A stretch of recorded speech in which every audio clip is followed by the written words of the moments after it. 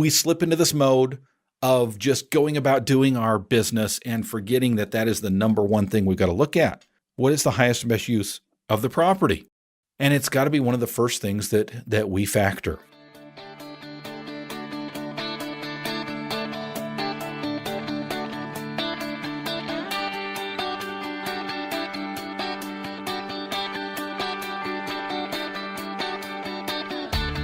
Originating from deep inside the Rocky Mountains, transported through the power of the internet, and arriving inside your tiny earbuds. It's the Appraiser Coach Podcast. Minisode. You've all heard the joke before. The 3 rules of real estate are, go ahead, fill in the blanks. I want to remind you here that we are sponsored, of course, by ANOW Software. ANOW is the way that I manage my appraisal business. You should be doing that as well because you can manage it from anywhere in the world. It's anow.com/coach for more information. Again, anow.com/coach. Okay, folks, location.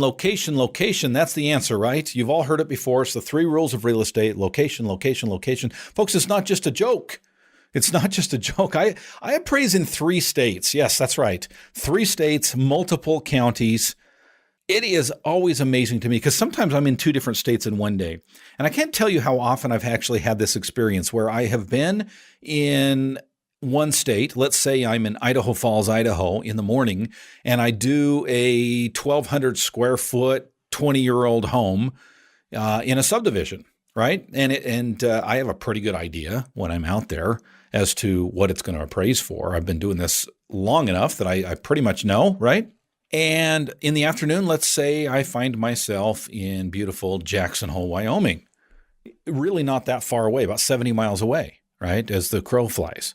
Takes a little bit longer than 70 miles to get there as you wind up and down Teton Pass.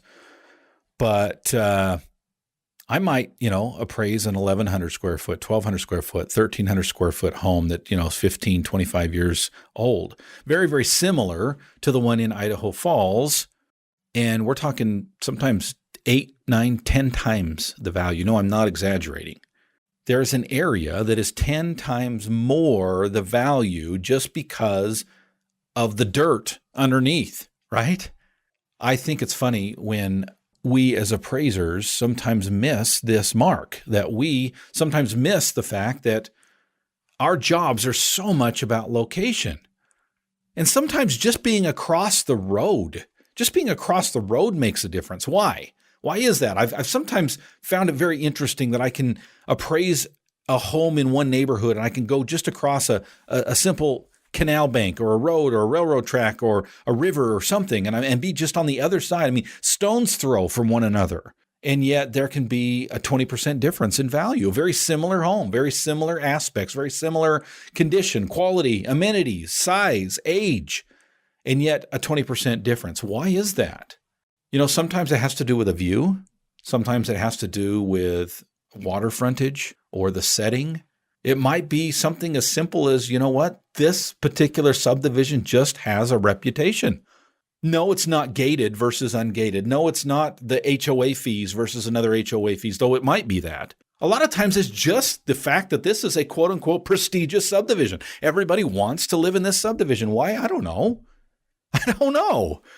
But that's just the way things work sometimes. And sometimes we don't need to know. We just need to know that it is. Sometimes it's a tax situation, a school district situation. But here's the thing, folks. As an appraiser, we have to understand these factors. Absolutely, positively must understand these important factors. I want to pause here and remind you that there is another thing that you absolutely, positively must understand as an appraiser, and that is how to manage your appraisal business. How to manage your appraisal business. How do you do it? Excel? Google Sheets? That's fine. I've done that too. You want to know something that's better?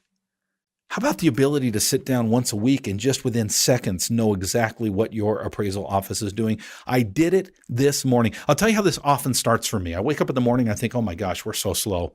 How am I going to make payroll? How am I going to make overhead? How am I going to keep the doors open? How am I going to keep being an appraiser? I don't know what to do. And I jump on my app and I look at ANOW. Whew. Okay, we're doing all right. We're only halfway through the month and we are well above 50%. Okay. It just seemed slow. I'm good. That's the way ANow works for me because at a snapshot, I can find out exactly what is going on in my business. You should be too. Appraisers, you should be too. Check it out. Go to anow.com/coach. Again, it's anow.com/coach.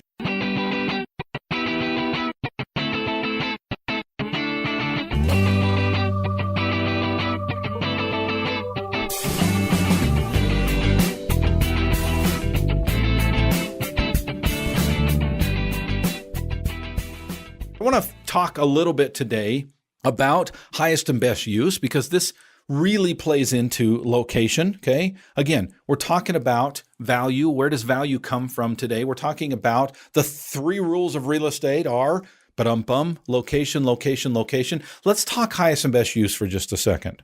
This has got to be, appraisers, one of the first factors that you look at. It's got to be. Now, granted, 98% of the time, it's obvious, okay? You're in a subdivision.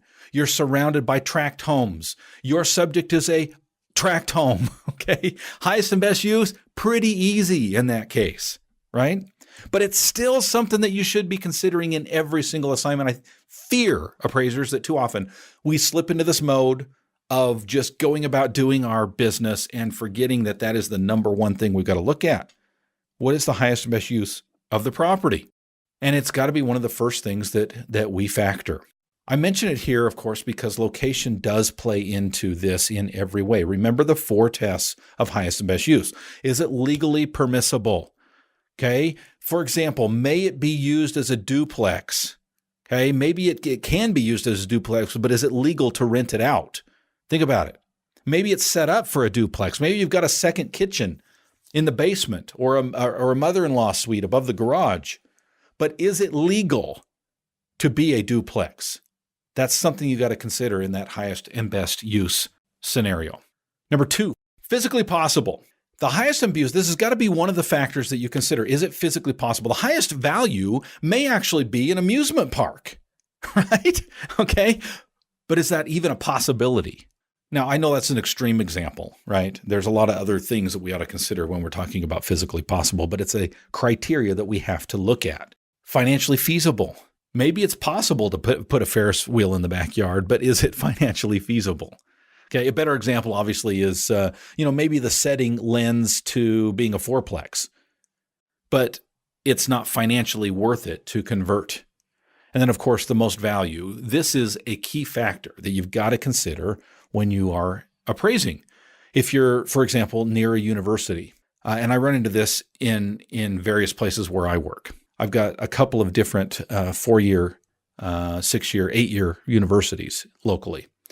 And if you are close to the university, is it legal, physically possible, and financial feasible to have a duplex? It may be your best value to do it, okay?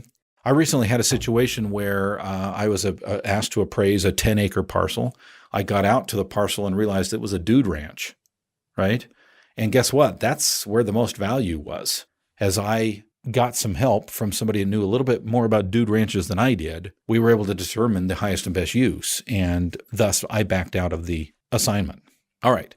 Remember the importance of location. Again, remember the 3 rules of real estate are location, location, location.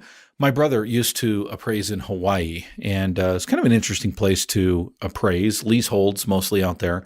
But when people advertise for values or real estate, when you pick up a magazine, I went to Hawaii for my 10-year anniversary with my wife. And wherever I go, I always find myself looking in the windows of real estate offices or picking up these, free magazines on the side of the street that have all the real estate.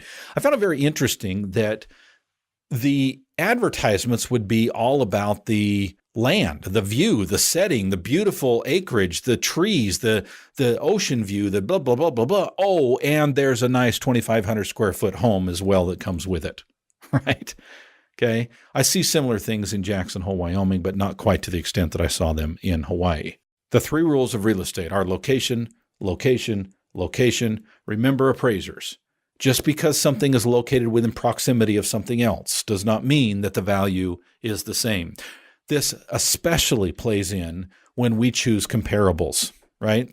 And there's a reason that our clients sometimes come back and say, explain why you went over natural boundaries, highways, mountain ranges, rivers, railroad tracks, what have you. What they're really asking is, did you actually choose comparable sales?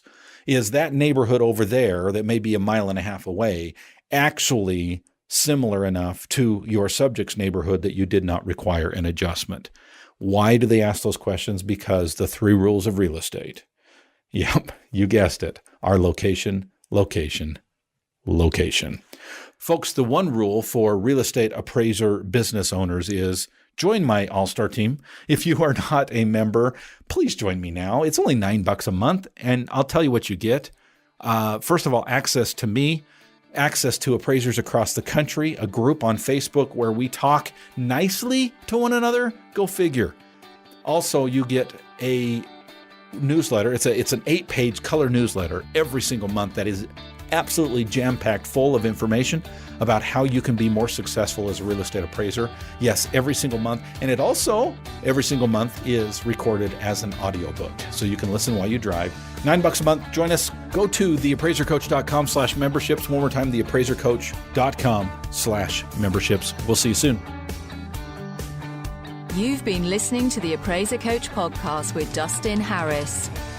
If you like what you hear, please give us a 5-star rating and post a short review on iTunes. For more in-depth insider information on how you can make more money as a real estate appraiser, visit theappraisercoach.com and sign up for the All-Star team today. Thanks for joining us. And now, get out there and create some value. I just dropped my water bottle. It's going everywhere. Hold on. All right, we're back.